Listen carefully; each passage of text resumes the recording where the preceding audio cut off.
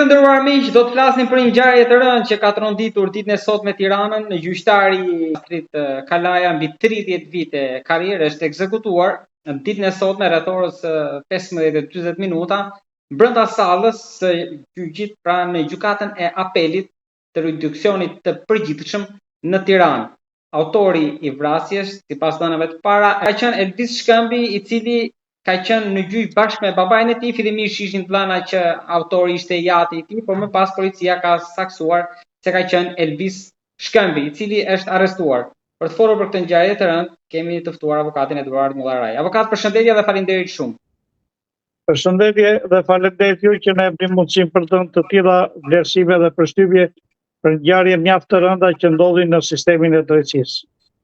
Avokat, një ngjarje e rëndë ka dështuar përveç sistemit të kontrollit, pra në momentin ju i dini më mirë procedurat për të hyrë në një gjyq, se nuk mund të hyjë çdo qytetar, aq më tepër edhe i armatosur, por çfarë mund të themi në përgjithësi, si babai i autorit ka deklaruar që dokumentet ishin në rregull, edhe e pa që nuk po fitonte dhe prandaj qelloi. Atëherë, çështja ngjarja e ndodhur sot është një ngjarje që i ka dhënë sinjalet e veta për të pasur një rezultat kaq fatal për një gjyqtar, por që fati i keq dënoi sot këtë gjyqtar Artur Kalajin, i cili ka 20 dhe ca vite karrierë në sistemin e drejtësisë, dhe fati i keq i erdhi këtij gjyqtari, i cili për ta thënë popullore përpagoi të gjithë mëkatet e sistemit të drejtësisë për vendime të padrejta që her pas here ka dhënë ky sistem i drejtësisë, për mosgjetjen e një drejtësie të mirëfillt ashtu siç e dëshiron populli, dhe për të mos bërë analizë për të gjitha problematikat që ka sistemi i drejtësisë. Ngjarja në vetvete është mjaft e rëndë. Është mjaft e rëndë sepse të futesh në gotinën e sistemit të drejtësisë për të bërë vetgjyqësi është një nga ngjarjet më të rënda që do të ketë thellë në mendjen dhe në kulturën e shqiptarëve. Këtu unë nuk do merrem se si u fut arma, sepse janë veprime artifice të cilat nuk kanë rëndësi për ngjarjen e ndodhur në brendësinë e saj. Se si u fut arma, si doli arma, a ishte i bindur vetë familja Shkëmbi që do ta kryente këtë, to janë të gjitha që do t'i zhvillojë prokurori së bashku me oficerin e policisë gjyqësore, dhe nesër do të shkojnë në një proces gjyqësor ku vetë zoti Shkëmbi, i pandehur zoti Shkëmbi, që sot akuzohet për tentativën e vrasjes dhe vrasje në krye të detyrës të punojësit të shtetit. Janë dhe 2 të tjerë të plagosur, babe birë nga pala kundërshtare.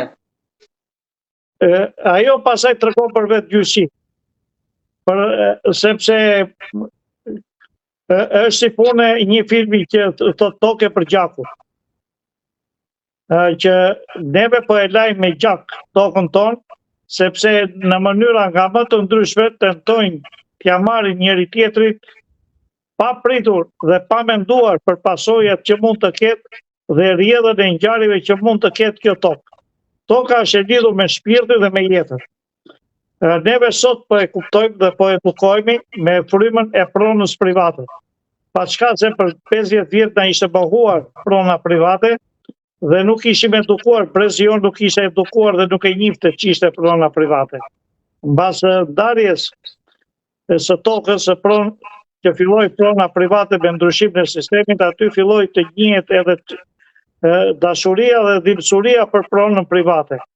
Në një mënyrë ose në një tjetër filluam të edukohemi pak nga pak për mënyrën se si duhet ta trajtojmë dhe se si kërkojmë ta duam pronën private, si duhet ta respektojmë të pronë private dhe se si duhet ta trashëgojmë të pronë private.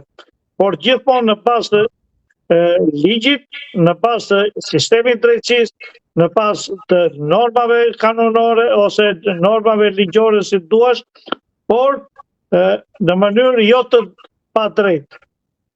Për rasti konkret, avokat më lejoni të theksoj që personi në fjalë ishte prezent edhe në media me denoncimet e tij në nga emisionet investigative Stopi në Mosgaboj, që kishte denoncuar këtë rast. Pra vazhdimisht e kishte denoncuar se mund të bëhej një padrejtësi, pavarësisht se e kishte fituar në shkallën e parë, apeli kishte kthyer për rishqyrtim, por çështja erdhi prapë në apel, ndërkohë që pra pretendonte që do i bëhej një padrejtësi. Atëherë ai shiko, nëse do t'i fokusohemi, unë nuk doja t'i fokusohesha vetëm këtij qytetari i cili kreu këtë veprim kriminal sot, por me një mlef të jashtëzakonshëm të ngarkuar në shpirtin e tij, kur kishte kohë që po sorollate në për instancat e sistemit drejtësisë dhe nuk po gjente drejtësinë e duhur, ai sot ka ardhur i përgatitur moralisht, shpirtërisht, emocionalisht për ta kryer të ngjarje. Dhe ai sipas idesë së tij e realizoi objektivin e tij. Analiza që duhet bërë përse ndodhin këto ngjarje në sistemin e drejtësisë. Kemi disa gjyqtarë që janë vrarë, ashtu siç mund kemi Konomin në Vlorë që e vran me eksploziv. Kjo është më e rëndë, e ndodhur sot në krye të detyrës mbas shpalljes së vendimit të pritet kryesuesi i seancës dhe të plagosen ata që pretendojnë që do ta gëzojnë të pronë dhe do ta trashëgojnë të pronë. Kjo tregon se sa të lidhur është ky popull, por sa probleme ka sistemi i drejtësisë. Kjo është analiza që duhet bërë. A ka probleme sistemi i drejtësisë? Pse duhet që fatin e një prone të tjetërsohet në mënyra nga më të ndryshme, me falsifikime dokumente ose me tjetërsime nga më të ndryshme.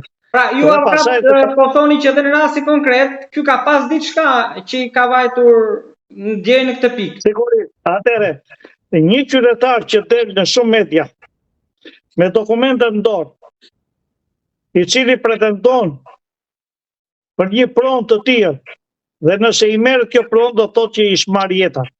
Duke ju marr jetën në një mënyrë ose në një tjetër, ai me nivelin kulturor që ka, me edukatën që ka, ai ka gjetur atë zgjidhje që ishte më e gabuar dhe më fatalja për shoqërinë tonë, por për atë ishte më e drejta. Sepse ai vajti i bindur tërësisht dhe plotësisht për ta asgjësuar atë gjyqtar. Ligji do ta dënoi me burgim përjetshëm për një sër arsyesh, sepse gjyqtari ishte në krye të detyrës, vrasje me paramendim, sepse nuk ishte e rastësishme ose për vetëmbrojtje, ishte një ngjarje që ishte parashikuar që do ndodhte. Se vetë dalja e familjes Shkëmbi në shumë media, të cilat nuk arritën dot që ta ndërgjegjësonin dhe sistemin e drejtësisë me problematikën që kishte kjo pronë, do të thotë që ne na janë errësuar syt ose paaftësia e një pjesëve të sistemit drejtësisë e shikon fatin e tij dhe pasurinë e tij duke tjetërsuar pronat dhe duke përfituar në kurrizë të disave që janë qytetarë të ndershëm të kësaj shoqërie. Ligji për vettingun ishte një nga ligjet më të mira. Avokat, ne jemi tek vettingu, më lejoni t'ju them që ky person, pra gjyqtari i ndjeri, në mos gaboj ka pasur një ankimim nga komisioneri publik në momentin që e kaloi vettingun, në mos gaboj. Por përveç kësaj ju keni pas, pra edhe vettingu, po ju keni pas njohje me të, ka rastisur? Unë kam pasur disa gjyqe me këtë gjyqtar, qoftë në Shkodër dhe qoftë në Tiranë. Dhe kur ishte nën kryetari gjykatës së Shkodrës, dhe këtu në Tiranë. Çështje penale, por jo çështje pronësie. Komunikimi me atë ka qenë komunikim i rregullt, por pjesa që doja të thoja ka të bëjë me pjesën që jo në të gjitha proceset gjyqësore, gjyqtarët shprehin një vullnet jo korrekt me dokumentet dhe me provat që janë në dosje që ata gjykojnë. Dhe kjo i ndëshkon ata pasaj në mënyra nga më të ndryshme. Pra po thoni që me ju nuk ka qenë korrekt apo ka qenë se nuk e kuptova saktë? Jo, me mua ka qenë korrekt në çështjet që unë kam pasur qoftë në Shkodër, qoftë në Tiranë, dhe doja thoja që jo në të gjitha proceset gjyqësore, gjyqtari është korrekt. Më kupton? Sepse në disa procese gjyqësore ku luhen shuma të mëdha, gjyqtarët tundohen. Unë kam edhe raste ku gjyqtarët i kam çuar ke inspektori i lartë i drejtësisë dhe inspektori i lartë i drejtësisë nuk ka kryer as më të voglin hetim për gjyqtarin. Për shkelin që ka kryer ai ashtu siç e gjykoj unë, si avokat. Dhe kjo pasaj lë mjaft për dëshiruar, sepse analizat që bëhet në qoftë në Këshillin e Lartë të Prokurorëve, po qoftë edhe në Këshillin e Lartë të Gjyqtarëve, janë analiza që bëhen në mënyrë të njashme, sepse akoma ne nuk e kemi arritur kulturën e duhur për sistemin e drejtësisë. Sepse ne dhe sistemin e drejtësisë, kur e ngritëm pas viteve 90, e ngritëm në një mënyrë të rrufeshme, duke marrë nga rruga, duke i bërë me kurs 6 mujor, duke i bërë gjyqtar, dhe ata gjyqtar pasaj u bën me tituj doktor profesor. Dhe ata gjyqtar doktor profesor që janë me tituj sot, janë duke dhënë leksione në për sistemin arsimor të drejtësisë dhe duke nxjerrë dhe ata armatën e tyre si mas formimit dhe nivelit të tyre. Pra, ne duam kohë që të vemi në atë taban dhe në atë nivel kulturor, edukativ dhe profesional në sistemin e drejtësisë që e ka Europa perëndimore. Do të thosha e ka Europa perëndimore sepse sistemi i drejtësisë është një sistem shumë i ndjeshëm. Është shumë sensiv. Do të thotë që nëse më mohon një të drejtë, adrenalina ime si qytetar dhe pasaj si avokat ngrihet shumë.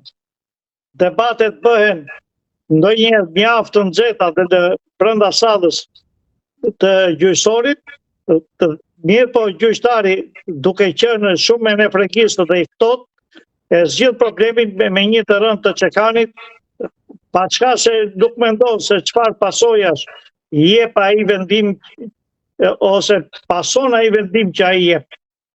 Pra, kjo është një kampanë e fortë për Ministrinë e Drejtësisë, por dhe për sistemin e drejtësisë, për të shkundur dhe për të bërë analiza mjaft të thella dhe mos të ngelemi ke artificat që si hyri arma dhe pse hyri arma. Ne duhet të analizojmë thellë me gjaftësi ngjarjen dhe duhet të bëhen analiza mjaft të thella për sa i përket jo vetëm parandalimit të ngjarjeve të tilla, por edhe për ta ndryshuar sadopak sistemin e drejtësisë për sa i përket vendimarrjeve që marrin gjyqtarët dhe prokurorët që i çojnë çështjet në gjykat, për sa i përket ngjarjeve që ndodhin në territorin e Republikës Shqipërisë. Ne kemi mjaft ngjarje dhe persona që sot janë duke u trajtuar dhe duke u gjykuar nga gjykata shqiptare, ku një pjesë janë pa fajshëm. Por për hir të një oficerit policisë gjyqësore që është me një nivel mjaft të ulët, ai gjykohet sot edhe mund të dënohet. Ne kemi mjaft vendime të gjykatës europiane të drejtave të njeriut, që shtetas të ndryshëm kanë marrë pafajësinë.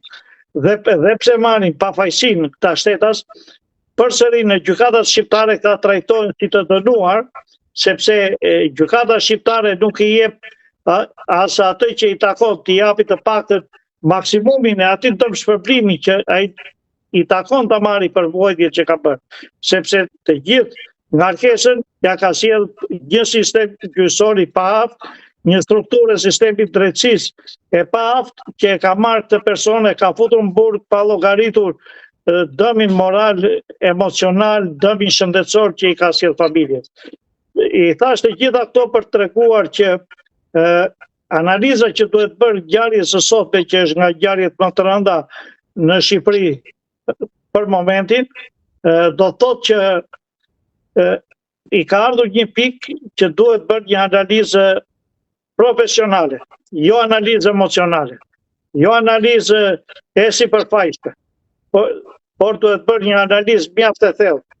Ne kemi ligje që duhet i ndryshojmë dhe duhet i po kur them të ndryshojmë, duhet të ndryshojmë radikalisht, që do të thotë, nëse vettingu, ligji i vettingut, i hoqi prokuror dhe gjyqtar nga sistemi i drejtësisë, këta prokuror dhe këta gjyqtar nuk mund të bëheshin avokat.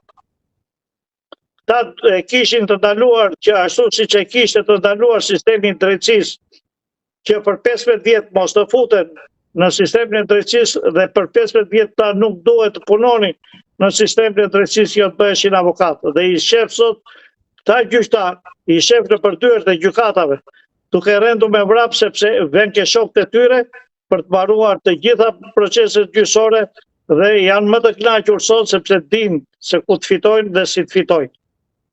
Kjo është mjaft e dëmshme për sistemin e drejtësisë. Ndërkohë që edhe një gjë tjetër për sa i përket çështjes së mediave. Mediat sot thresin nëpër panele të ndryshme ata prokurorë të cilët i ka hequr vettingu, ata gjyqtarë të cilët i ka hequr vettingu. Si ka mundësi që sistemi i drejtësisë i nxjerr në rrugë si të paaftë ose me njohur të zezë për abuzime dhe shpërdorime të detyrës, sepse nuk mund të kesh 10